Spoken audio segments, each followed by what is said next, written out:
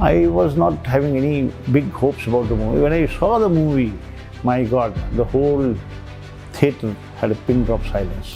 This is the biggest human rights violation, human rights tragedy of 21st century.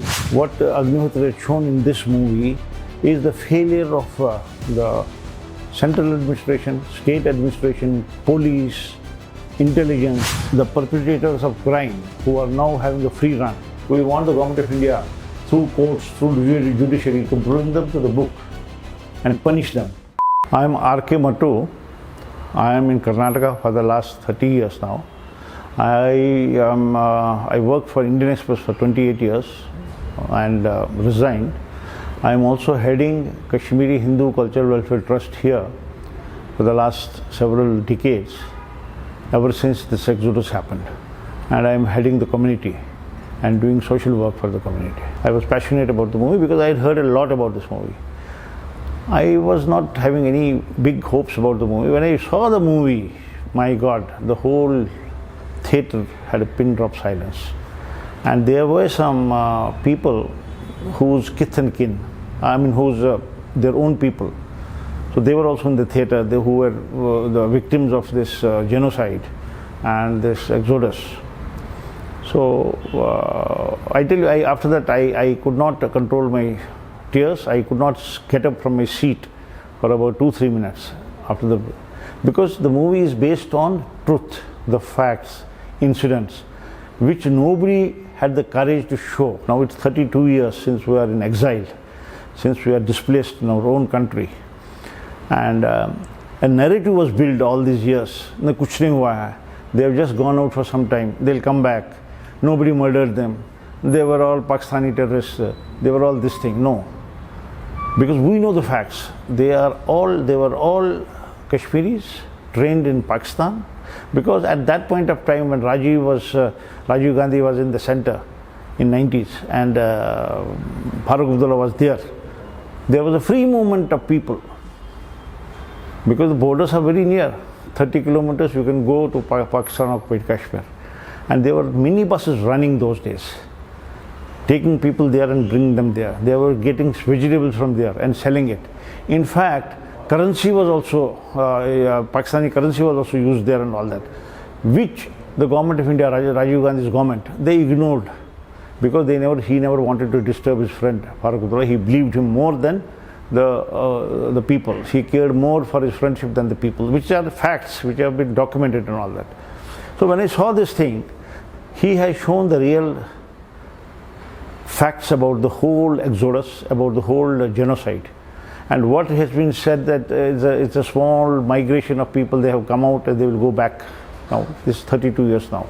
But what Agnihotri has shown in this movie is the failure of the central administration, state administration, police, intelligence, and also how it was not an exodus, it was a genocide. How people were butchered, how people were taken on the bandsas, how women were raped and cut into pieces.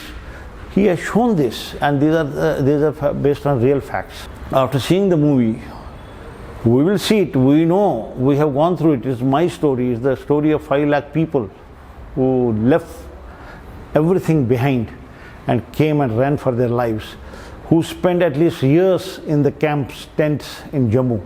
And you know, Jammu is a tropical state where the temperature goes up to 50, 48. But Kashmir, we have all snow and all that. Hundreds of people died after that, after 90, due to snake bites, due to sunstroke, due to scorpion bites. And they got into a lot of problems. Some people got into dementia, some people got into this thing. But nobody visited the camps, nobody did anything for us, for this thing. All we concentrated was on our children. We wanted our children not to know about this, not to take gun, not to take anything, not to do any, and indulge in any violence. We kept them out of all these things and concentrated on their education so that they become. And today you see, all of us, all the Kashmiri Pandits are scattered all over the globe and are holding good positions, and we have got 100% literacy in this thing. And even till today, 32 years in exile, we have not got into any police incident or anything, and we always hold country interest at the topmost interest. So this movie is something which people of India should know, what happened in the democratic or independent country after 47. I can understand before 47 we were under British rule, but this is our own country, the biggest democracy, and we claim to be the biggest democracy of the country and all that, and how we concealed all these things, and this should not have happened.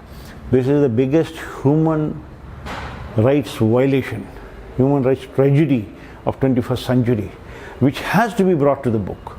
And this film, at least we are thankful to Agnihotri, who has brought out the facts, who has dared to do it. And only thing is, let me also tell you, and we are thankful to the present government only for allowing it to be screened in the screens, so that the wrong narrative which was set up by pseudo-seculars, so-called pseudo-seculars and all that, you know, there's an ecosystem which works in our country for several years. They create a narrative and that becomes the truth. But that truth has been now nailed. That fake truth has been nailed, and the real facts should come to the people, and it should not happen anywhere else in India or in the world, which happened here. When I watched the movie with some of the US citizens there, some of the US citizens, they could not believe it. They said how this was allowed to happen, and if it's true, how this was allowed to happen.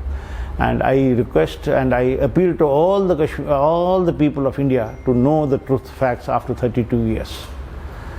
And we don't want anything now. We want only two things. One, you book the perpetrators of crime who are now having a free run, who conspired against us, who forced us out of that place, who committed genocide and kept their eyes closed.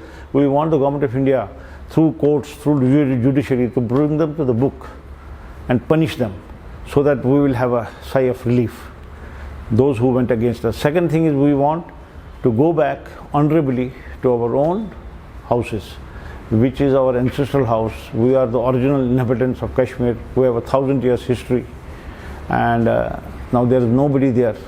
And what India is known for, what Kashmir was known for, as a seat of knowledge, as a seat of intellectuals, we are known as Pandits. So we have given knowledge to the entire world, but that's all vanished now.